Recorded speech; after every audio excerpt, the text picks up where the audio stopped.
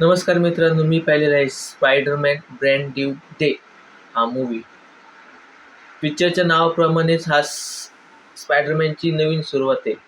स्पायडरमॅनची trilogy झाल्यानंतर स्पायडरमॅनला नवीन सुरुवात देण्यासाठी हा अतिशय अ, चांगला पिक्चर आहे.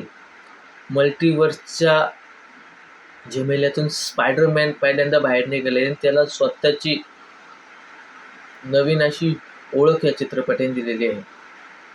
स्पायडरमॅन आता स्पायडर बॉय राहिलं नसून स्पायडरमॅन झालेलं आहे. पाहायला गेलं की मला पर्सनली इमोशनल पिक्चर खूप आवडतात. त्याच्यामध्ये स्पायडरमॅनची इमोशनल जर्नी दाखवलेली आहे.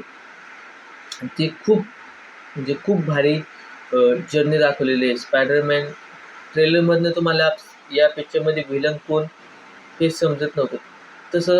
तसंच पिक्चर जरी पाहायला गेलं तरी तुम्हाला समजणार की व्हिलन कोण आहे. कारण स्पायडरमॅन या पिक्चरमध्ये स्वतःशी लढतोय आणि ते खूप भारी दाखवलेले आहे. हा स्पायडरमॅन पिक्चर बघून तुम्हाला जुने जे टॉबी मॅगवायरचे स्पायडरमॅन पिक्चर होते, स्पायडरमॅन 3-2 हे आठवण. कारण आता स्पायडरमॅन एकटं राहिलेलं आहे. स्पायडरमॅनला कोणी मित्र नाही.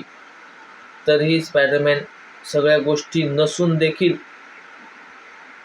कसं समाजासाठी काम करतो हे खूप भारी दाखवलेलं आहे स्पायडरमॅनमध्ये.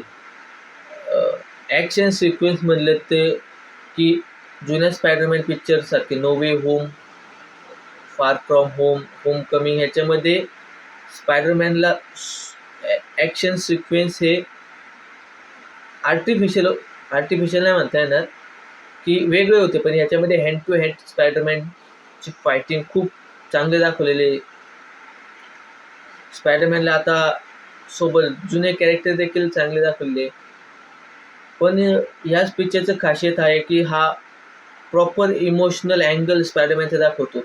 एक थोडीशी कमी आहे की जो व्हिलनचा रोल होता त्याचा व्हिलनचा इमोशनल अँगल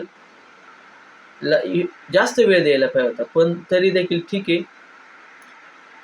मेन हायलाईट पिक्चरचं क्लायमॅक्समध्ये निंजाबरोबर फायटिंग झालं आणि हल्क बरोबर स्पायडरमॅनची फायटिंग हा पिक्चरचा मेन सेलिंग पॉईंट आहे.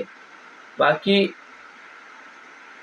जनरली पाहायला गेलं की जास्त खूप एक्सपेक्टेशन ठेवले तर फायदा नाही. पण जर एक तुम्ही स्पायडरमॅनचे एक नवीन मूवी, एक साधा एक एन्जॉयबल मूवी पाहण्याचा विचार करत असाल तर हा मूवी 100% तुम्हाला एंटरटेन करेल. याला 5 पैकी 4 स्टार. धन्यवाद.